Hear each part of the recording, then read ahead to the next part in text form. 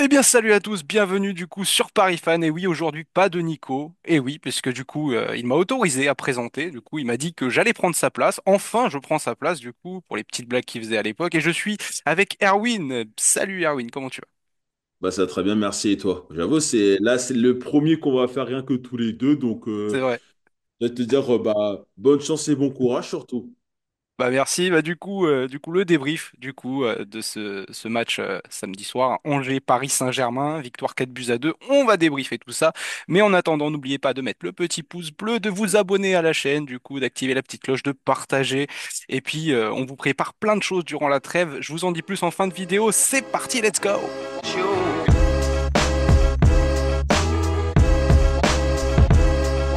Du coup, on est parti pour ce débrief Angers. Paris Saint-Germain, victoire 4 buts à 2, avec du coup une composition où Luis Enrique a fait tourner avec Donnarumma, Skriniar, Marquinhos, Hakimi, Beraldo, un milieu de terrain avec Zaïre Emery, Fabien Ruiz et Mayoulou, que j'avais vraiment envie de voir pour le coup, et une attaque qui nous a plutôt bien satisfaite avec Barcola, Marco Asensio, Kanguindi. Qu'est-ce que tu peux nous dire sur ce match? Qu'est-ce que tu retiens, Erwin, de ce match?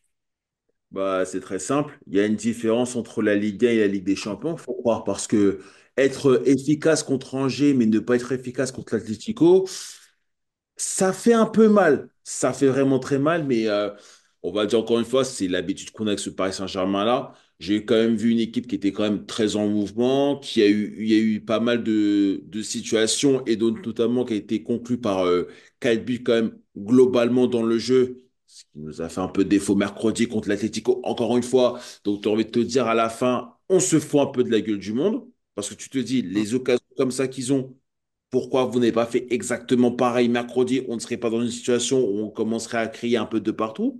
Mais bon, pour revenir vraiment sur le match-là, je trouve que c'est quand même une équipe parisienne qui était très concentrée quand même malgré tout, qui avait vraiment envie de faire les choses bien, qui voulait se faire rattraper un petit peu et qui voulait quand même aussi trouver le moyen d'assurer son avance en Ligue 1 parce qu'avec la défaite de Marseille et la victoire in extremis de Monaco, tu savais qu'il pouvait potentiellement revenir à 3 points de toi. Donc, qu'il fallait remettre les choses en place et dans leur contexte. Donc, c'est ça que les Parisiens l'ont fait merveilleusement bien. Que ça soit Barcola, qui a, avec un doublé, qui est encore meilleur buteur de Ligue 1, si je ne me trompe pas. Tu as Kanguini aussi qui s'use d'un doublé aussi. Ça fait très longtemps qu'on n'a pas vu un doublé de Kanguini. En vrai, je crois que même depuis le début de la saison, on n'en avait pas Non, vu. pas vu. Donc, globalement, non, c'était une équipe très concentrée. Asensio qui fait aussi 2 passes décisives aussi Il entre-temps. en fait trois. Il en fait Ouais, trois. trois, pardon. Et tu te rends compte, bon, allez, à un chiffre près, on va quand même Oui. pas rouler. Mais non, globalement, c'était plutôt maîtrisé. Donc, après deuxième mi-temps, ça se voit qu'ils ont joué. Parce que bon, quand tu mènes 4-0 une mi-temps, généralement, la deuxième mi-temps, tu es plus à l'économie, tu gères plus tes efforts, sachant que certains d'entre eux vont partir en sélection nationale juste après. Donc, tu sentais qu'ils n'avaient pas trop envie de se mouiller. Et même si Angers n'a pas non plus été si dangereux que ça en vrai, mais ils ont quand même eu 2 occasions qui leur permettent de marquer 2 buts derrière. Donc ça entache un peu la partition. Mais globalement, c'était une équipe du Paris Saint-Germain cohérente, comme on le voit d'habitude en Ligue 1. Donc 3 points logiquement mérités. Ouais, bah après, c'est vrai qu'Angers, ils nous avaient surpris, hein. Ils avaient battu Monaco, ils avaient fait match nul contre l'Olympique de Marseille. On s'était dit que de se déplacer là-bas, ça allait pas être facile. Au final, on garde cette bonne stat, puisque du coup, pour le moment, on est encore invaincu à l'extérieur. Ça, c'est déjà une bonne chose.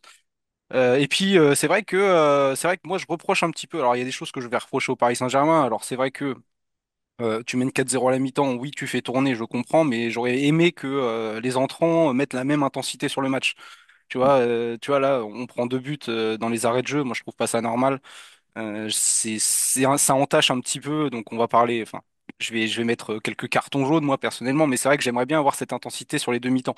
On aurait largement pu gagner 6 à 7-0 facile ce match-là, et au final, c'est ce que les supporters ont envie de voir. Parce que quand tu prends comme ça, quand tu te relâches comme ça en deuxième période et que tu vois que l'équipe, au final, l'équipe d'Angers, qui est pas forcément la meilleure équipe de Ligue 1, et qui t'en met deux comme ça à la fin à la fin du match, c'est très compliqué. Moi, j'étais un peu surpris.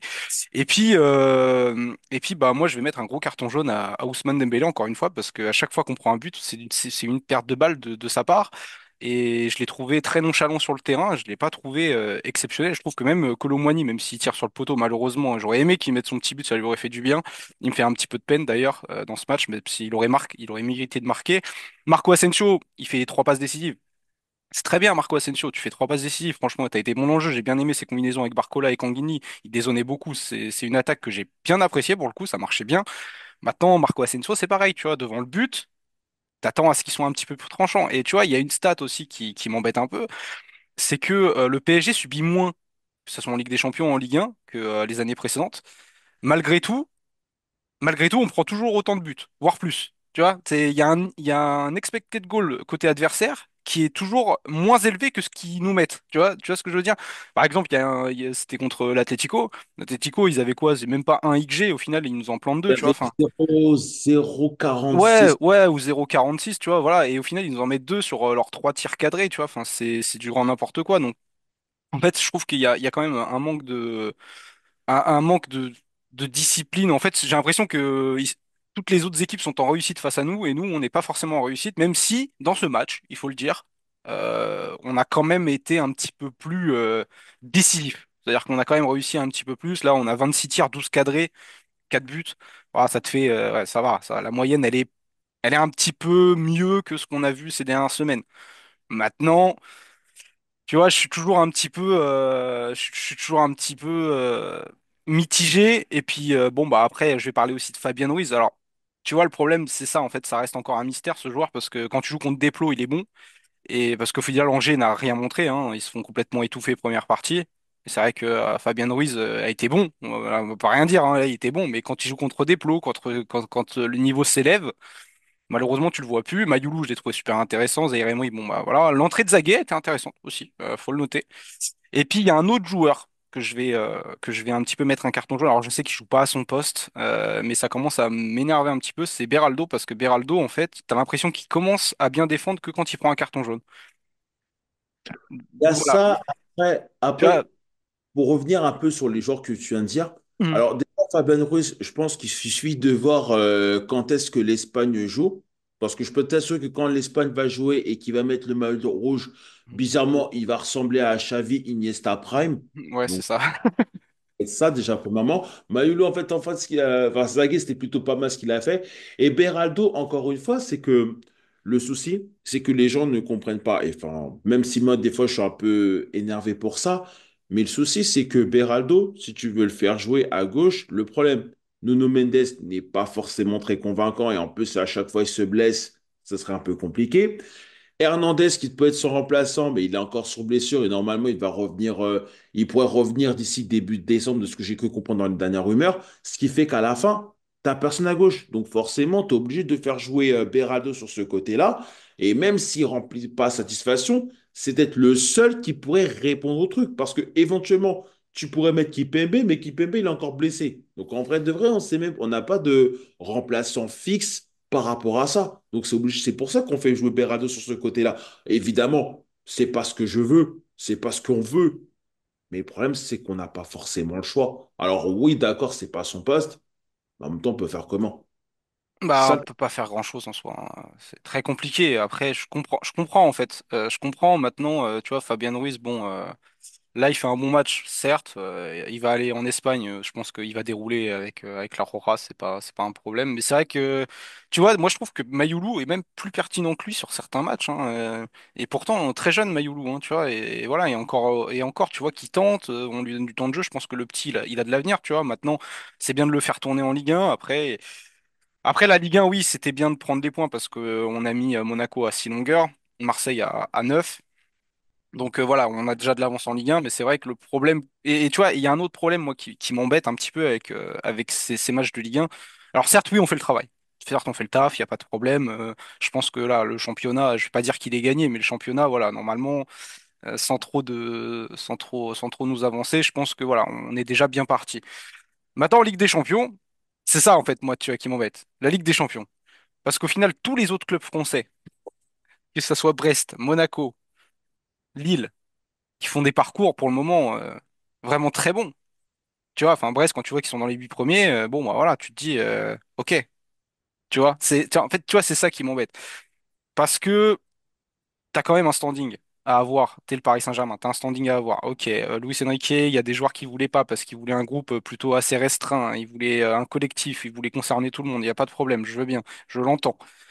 Maintenant, maintenant en Ligue 1, ça fait le taf. On va pas se mentir, ça fait le taf, mais c'est que la Ligue 1 et malheureusement, on le sait, même si on aime ce championnat, c'est pas le meilleur championnat parmi les 5 Européens, tu vois. C'est loin d'être c'est loin d'être le meilleur. Et le niveau d'exigence est quand même un petit peu plus bas. Mais, euh, mais après oui, on voit une belle prestation, mais encore une fois, 45 minutes. Tu vois 45 minutes, parce que pour moi, en fait, on gagne la première mi-temps, on perd la deuxième. On perd la deuxième, même s'il y a des occasions en deuxième. La deuxième, au final, Angers, ils sont beaucoup plus dangereux, tu vois. Même si ils tirent pas beaucoup, au final. Puis Donnarumma, faut en parler. Bah, déjà, Donnarumma. avant de revenir sur le cadre de Donnarumma, c'est vrai juste Hum, te poser une question très simple et hum, peut-être ceux qui répondront en commentaire. À part peut-être les deux premiers matchs, à savoir contre le Havre et contre Montpellier, ouais. trouve-moi un match du PSG cette saison, on a joué demi-temps. Ouais, il y en a pas. Mais il y en a pas. C'est Non, ça il le y en a problème. pas. Non, il y en a pas. Même éventuellement en Ligue des Champions, on dira on a c'est pour que des occasions de saut, d'accord. Mais le problème, c'est qu'il y a toujours eu ce manque d'intensité dans une mi-temps ou comme de l'autre. Donc, c'est Hum, soit on attaque fort les premières mi-temps et deuxième mi-temps, on truc, ou soit première mi-temps, on va dire, sans dire le terme, dégueulasse, et la hum, deuxième mi-temps, c'est un poil un peu mieux. Donc ça a quasiment tout le temps été comme ça. Là, tu avais parlé, on pourra parler encore du match contre l'Atlético, même le match de samedi soir, mais on avait dit auparavant, il y avait le match contre Lens où quand on marque, on ouvre le score, deuxième mi-temps, on abandonne complètement. Le match contre Marseille, on gagne 3-0 à la mi-temps, d'accord. En plus, ils sont à 10, hum, deuxième mi-temps, on ne fait absolument rien. hum, Rien de rien. Donc, tu as tous ces matchs-là où tu te dis, en fait, c'est. Là, je parle de Ligue 1. Tu hum. es content du résultat parce que tu as gagné. Dans le jeu, c'est plutôt bien. Ouais. Mais le problème, c'est qu'il y a un truc qui manque pour que tu sois pleinement satisfait, en fait. Donc, moi, franchement, samedi, c'était ça qui me manquait. C'est que je me disais, bon, battre Angers, c'était pas non plus le plus gros obstacle du Paris Saint-Germain, soyons honnêtes. Mais d'avoir ces deux buts entachés, et justement, c'est la transition parfaite parce qu'on va parler, parce que le deuxième but que prend Donnarumma, Hum. Ouais. combien de fois on va se rendre compte que ce gardien-là, sur nos corners, c'est une fraude. C'est une fraude. Mais c'est pas possible. Comment il... Le mec qui fait la taille de l'Empire State Building, mais c'est pas défendre sur un corner. J'ai jamais vu ça de ma vie. C'est vrai. Vraiment, c'est délirant. Ah, Je c'est sais. vrai. Hum, Non, mais à un moment donné, parce que autant je veux bien qu'on me sorte encore, c'est un grand espoir, patati patata. Mais les gars, Donnarumma, maintenant, il a quel âge? Il doit avoir 24, 25 ans. ouais. Et en plus, ça fait 3 saisons qu'il est chez nous quand même. Voire plus là maintenant. Il va entrer sur sa quatrième saison. Mais on peut commencer à faire l'évaluation, on va commencer à se taire là. Parce que je veux bien qu'il soit bon en Ligue 1, d'accord. Mais non, mais le but qu'il prend sur corner, mais c'est absolu. Alors, ok, c'est contre Angers, le match était déjà gagné. Mais quand même, soyons sérieux 2 secondes. C'est pas la première fois qu'il se prend des buts comme ça. Un moment, la dernière fois, je crois que Nico et moi, on n'était pas en embrouille. D'ailleurs, petite Hum, dédicace à Nico. On se posait des questions sur Donnarumma, notamment en Ligue des Champions. Mais là, sincèrement, tu peux pas aller quelque part avec un gardien aussi friable que lui. Franchement, moi, je suis prêt à me demander si, franchement, cette saison, ce serait peut-être pas la dernière saison de Donnarumma au PSG, parce que là, franchement, ouais. honnêtement, à 3 saisons et demie, C'est compliqué. on est convaincu. Hein. Bah en fait, le problème, c'est que quand tu regardes les stats, l'année dernière, il nous a sauvé beaucoup de matchs en Ligue 1. Et je trouve qu'en Ligue 1, Donnarumma était une valeur sûre l'année dernière. Vraiment très sûre, on est d'accord. Il a fait une super saison. Il avait quand même gagné un Euro avec l'Italie, fallait le faire aussi. Et, Mm. ouais, et il sort. Et franchement, l'année dernière, il était très bon. Je parle en Ligue 1, un peu moins en Champions League. Ça a toujours été son problème. Le problème, c'est que là, en fait, cette année, c'est que il est mauvais en Ligue 1 et il est mauvais en Champions League. Tu vois, et en fait, c'est ça le problème, c'est qu'autant il est beaucoup moins décisif, je trouve, même si là, il fait une très belle sortie première mi-temps là sur l'attaquant de Angevin. Il fait une super sortie, d'ailleurs, il se fait mal à la main, d'ailleurs, parce qu'il fait marcher sur la main. Mais donc, ça, ok, mais en fait. autant on disait qu'il était super bon sur sa ligne, c'était un des meilleurs gardiens au monde sur sa ligne. J'étais totalement d'accord avec ça. Autant cette année, je peux pas le dire parce que cette année, même sur sa ligne, tu vois que je sais pas, il y a un manque. Alors je sais pas si c'est un manque de confiance. Je sais pas si c'est un problème physique ou si c'est tout simplement juste un problème mental en fait, tout simplement. Mais je trouve qu'il est pas en confiance, pas en confiance du tout. Et tu le sais, pour qu'un gardien soit vraiment en confiance, il faut qu'il ait aussi confiance dans ses deux centraux ces deux défenseurs. Tu vois, je vais prendre un exemple tout con, et un exemple que je reprendrai quand je ferai une vidéo là pendant la trêve. C'est tout con, mais Gianluigi Buffon, légende absolue de l'Italie. Tu vois, légende, voilà, c'est un gardien. Pour moi, ça reste un des meilleurs gardiens d'histoire, et je veux pas de débat là-dessus.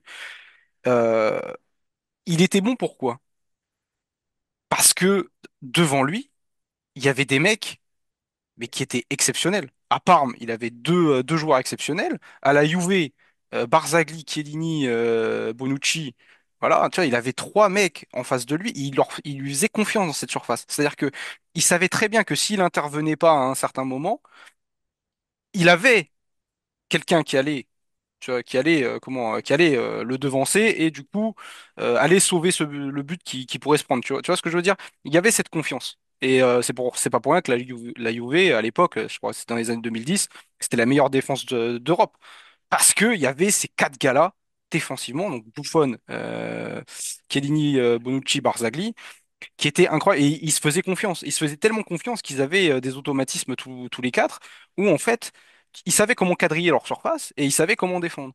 Je pense que Donnarumma, le problème, c'est que à force de changer notre charnière centrale, bon là ça va un peu mieux, mais Marquinhos, je pense qu'il lui fait confiance. Peut-être que Pacho, il a pas encore la confiance, je sais pas. Peut-être qu'il lui fait pas encore confiance. Peut-être que les automatismes entre Marquinhos, Pacho ou Marquinhos, Skriniar ou Beraldo, tu vois, enfin tout ça, peut-être que lui, il a pas confiance. Donc au final, parfois, peut-être qu'il a ce truc à se dire, bah faut que je me place là parce que je sais très bien que il va pas aller sur le ballon, mais au final, il se place mal. Parce que du coup, peut-être qu'il ne fait pas assez confiance tu sais, à ceux qui sont devant. C'est possible, c'est une explication. C'est peut-être l'explication. Maintenant, je suis d'accord avec toi, tant qu'il y aura Donnarumma. Malheureusement, et le problème, tu vois, et en fait, on a un problème avec ces gardiens parce que Safonov, on ne connaît pas son vrai niveau. Je pense que tu le sais. Arnaud Tenas, on l'a vu deux fois. Et c'est vrai que c'est dur de l'évaluer sur deux matchs, surtout qu'il y a un match quand il remplace Donnarumma où il est très bon et un autre où il est un peu moins. Donc je sais pas ce que t'en penses. Ouais, les gardiens, ça va être un problème, je pense. Bah, c'est surtout que comme la hiérarchie par rapport au gardien n'a jamais été réellement claire au Paris Saint-Germain depuis plus de 10 ans, c'est la preuve, quand on dit Safonov, on dit qu'il est à la base censé être le concurrent de Donnarumma, mais que finalement il pourrait presque même passer numéro un. Déjà, il y a même des questions en interne, on se demande même si Safonov ne serait pas le titulaire cette saison. Arnaud Tenas, alors que celui-ci voulait partir en presse, ce qui était logique après sa médaille avec l'Espagne, on l'a Mm. plus vu quasiment. Ouais. Donc du coup, c'est jamais été réellement clair.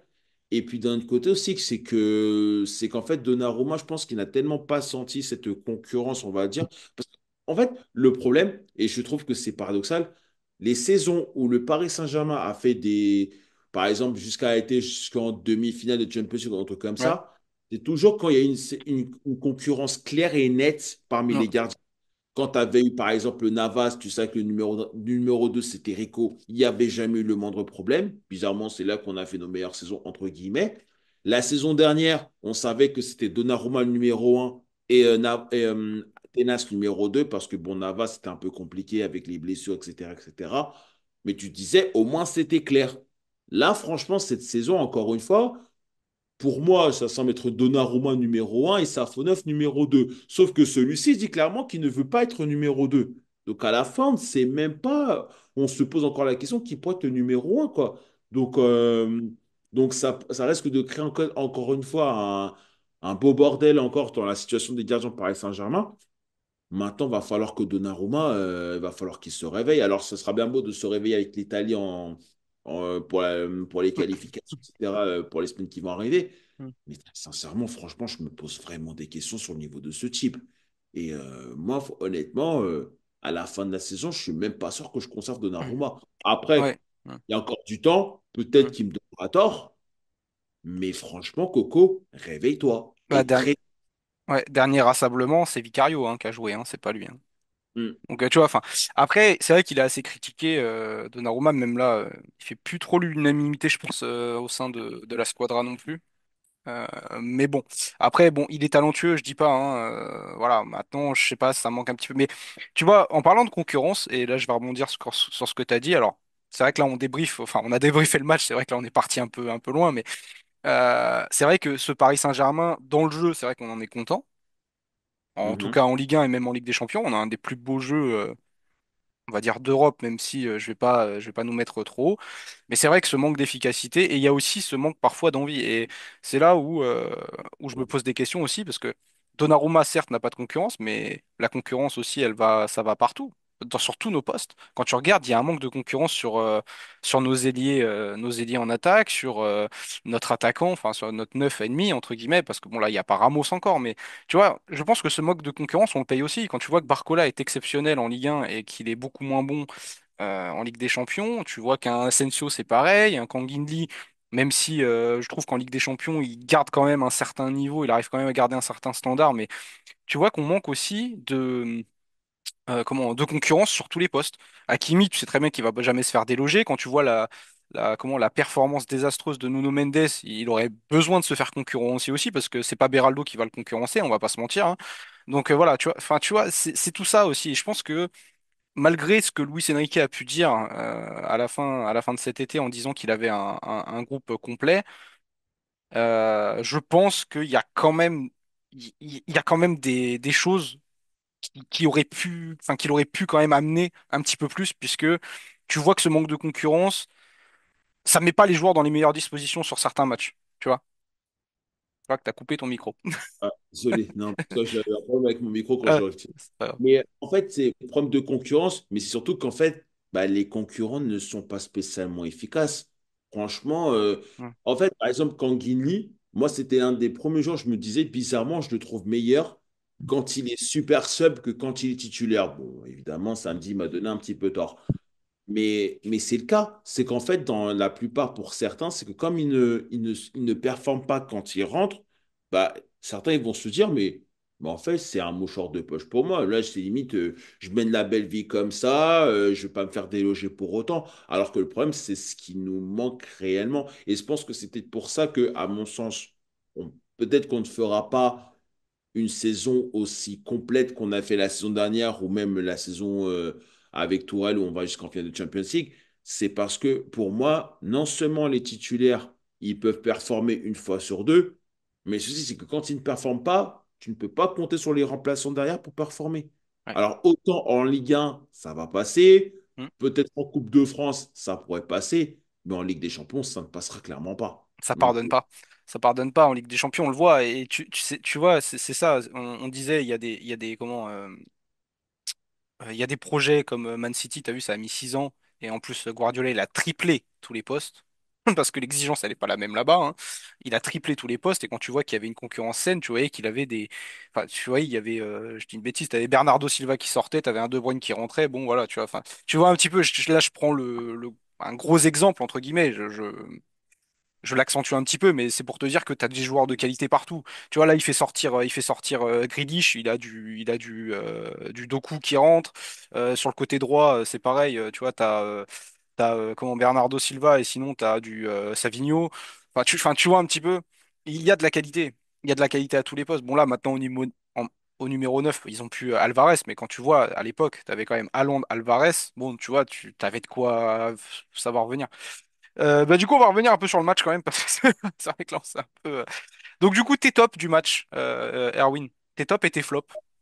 bah, même étape, ça sera Ganguigny pour forcément doubler, et puis activité sur le terrain assez constante. Deuxième, bah, aussi Barcola, parce que bon, j'ai envie de te dire, meilleur buteur de Ligue 1, présent quoi qu'il arrive. Et en troisième, bah, je trouve que je vais mettre quand même Marquinhos, parce que même si, ok, on prend deux buts, etc., mais je trouve que depuis la saison dernière, je trouve qu'il revient vraiment à un sacré niveau malgré tout. Bon, après, là, c'est que la Ligue 1, mais il revient quand même malgré tout. Et même si ça peut être critique à par moment. Donc, je pense que ouais, pour moi, Marquinhos, il figure dans ce troisième pour être dans les tops du match. Ouais. Bah, moi, je dirais ouais, Kanguinli, deux buts, une passe D. Bah, je mettrais quand même Asensio malgré tout, ouais, même s'il fait trois passes D quand même, il est vraiment très très bon. Barcola, bien sûr. Après, oui, Marquinhos, taulier. Et puis, bah, moi, j'ai bien envie de mettre quand même Mayoulou, parce que Mayoulou a fait un sacré match quand même, malgré tout. Et j'ai bien apprécié. Après, Zaïre Emery, on peut dire ce qu'on veut, très très très bon sur le match. Mais après, comme il fait un travail de long, est-ce que tu peux vraiment le mettre dans tes tops, tu vois? Ça dépend de comment tu analyses le match. Tu vois, si tu l'analyses de façon un peu en profondeur, je pense que Zaïre Emery a quand même fait un très bon match. Maintenant, comme il a un espèce de travail de long, c'est vrai qu'on le voit pas beaucoup. Mais ouais, je mettrais ça. Puis tes flops, tiens. Du coup. Alors là, mes flops, bon, bah. Bon, c'est dur de mettre flop, surtout quand tu gagnes 4-2. Ouais, 4-2, ouais. Mais c'est vrai que, comme je l'avais dit tout à l'heure, parce que c'était pour moi le flop, bah, ça restera Donnarumma pour les deux buts qu'il se prend, notamment le deuxième qui est, à mon sens, scandaleux. Mm. Sinon, j'ai envie de te dire, même les remplaçants, je trouve qu'ils n'ont pas apporté grand-chose. Et même l'entrée, surtout de Kolo Muani. Alors, c'était pas une si mauvaise entrée que ça, en vrai, hein. Ouais, Mais quand tu vois le poteau qu'il met alors qu'il est quasiment à 4 mètres des buts, ça prouve vraiment le manque de confiance qu'il a maintenant. Donc, ouais, c'est dans la tête. je pense que là, c'est Mm. vraiment, il est atteint. Mm. Et vraiment, au troisième, bah, j'ai envie de te dire, bah, Désiré Doué, bon, forcément, encore l'entrée. Pour l'instant, je ne suis pas spécialement convaincu. Mm. Maintenant, faudra attendre, c'est normal, il est encore jeune. Donc, Mm. à voir quoi sur le long terme. Bah après, ouais, en fait, Désiré Doué, c'est dur de le mettre dans les flops. Parce que moi, pour moi, je trouve qu'il joue pas à son poste. En fait, il faudrait qu'il joue à un poste un peu plus axial. Soit au milieu de terrain, soit en faux neuf, tu vois. Je pense que ça, c'est là où il brille, en fait. C'est là où il brille. Parce que sur un côté, tu vois qu'il essaye de faire des différences et tu vois que c'est beaucoup plus compliqué. Et puis, bah, je pense que pour le moment, passer de Rennes au Paris Saint-Germain, pour le moment, c'est une marche qui est un peu haute, j'ai l'impression, qu'il est pas en confiance. Je pense que quand il va mettre son but, quand il mettra son but, je pense qu'il sera libéré. Ça, c'est une question de temps. Je pense qu'il en mettra un dans la saison. On va attendre. Par contre, ouais, bah flop, moi je vais mettre Ousmane Dembélé. Je vais mettre Ousmane Dembélé. Alors, c'est pas parce que du coup il a pas fait des différences, bon, machin. Voilà. C'est pas parce qu'il apporte, mais tu voyais qu'il jouait avec le frein à main en deuxième période et en plus de ça, bah, à chaque fois qu'on perd un ballon, c'est lui qui perd le ballon, un contrôle raté et puis on se prend un but. Donc tu vois, c'est ça en fait qui m'embête, Ousmane Dembélé. Donc là, je lui mets un petit carton jaune. Et puis bah ouais, Donnarumma. Alors, Donnarumma sur le premier but, il peut rien faire. Là, là, clairement, je suis désolé. Toi, t'as vu le but, il est magnifique le but, extérieur pied droit. La balle, elle va se loger complètement de l'autre côté. Il peut rien faire. Après, John, j'embrasse, on lui aurait dit ouais, mais il peut au moins plonger pour la photo, pour au moins essayer. Mais bon, franchement, c'est très très dur à calculer. Non, franchement, il était dur d'y aller. Ouais, Franchement, ouais, ouais, ouais, ouais. c'est vraiment dur d'y aller pour le coup. Ouais, mais par contre, tu vois, encore une fois, coup de pied arrêté, Donnarumma qui est très très mal placé, qui fait pas confiance, et tu vois qu'il est pas en confiance sur coup de pied arrêté, tu vois qu'il y a quelque chose. Ouais, désolé, désolé Gianluigi, on t'adore, hein, mais c'est compliqué. Bah du coup, voilà, bah du coup, ça nous finit un petit peu ça. Est-ce que tu as une dernière chose à dire, Erwin, peut-être? C'est parfait. C'est C'est parfait? Ça marche. Bah du coup, moi je vous préviens, du coup, alors, prochain match, ça sera contre Toulouse. Du coup, ça sera le 22. Vendredi, vendredi 22. Du coup, là, il y a une trêve internationale qu'on adore, hein, super. Mais vous inquiétez pas, avec Nico, on vous prépare beaucoup de choses. Je vous ai même préparé déjà une vidéo sur un mercato parfait du Paris Saint-Germain. Et oui, alors, je vais parler un peu de cet hiver. On en a déjà parlé avec Nico, mais enfin, le PSG que j'aimerais voir l'année prochaine, très clairement, avec les différentes rumeurs. Donc ça va être très intéressant. J'ai fait une vidéo très très complète et je me suis fixé comme objectif de doubler voire tripler les postes. Donc voilà, du coup ça va être une très très grosse vidéo. J'espère que vous serez nombreux à la regarder. En tout cas, bah merci Erwin d'être venu. En tout cas, avec tes connaissances, tout ça. avec plaisir. Et peut-être que Luis Enrique devra prendre un de ta vidéo pour tripler les postes pour cet hiver. Ouais, ce serait bien, ce serait bien. Franchement, j'aimerais bien, on verra bien. En tout cas, je prépare la petite vidéo de mon côté et puis du coup, je l'envoie à Guinaï. Enfin, je vais essayer de la faire valider à Nico avant parce que j'ai pas, enfin, je pense qu'il voulait la faire avec moi, mais comme je suis en formation, vous savez très bien que c'est très compliqué pour moi de faire des avant-matchs et de faire du contenu ici sur Paris Fan. En tout cas, bah, merci beaucoup à tous. N'oubliez pas le petit j'aime et tout. Continuez de nous suivre. Nous, on revient très très vite, en tout cas, pour une nouvelle vidéo Paris Fan. On vous fait des très très gros bisous et on vous aime. Ciao, ciao. Salut, Ciao. salut.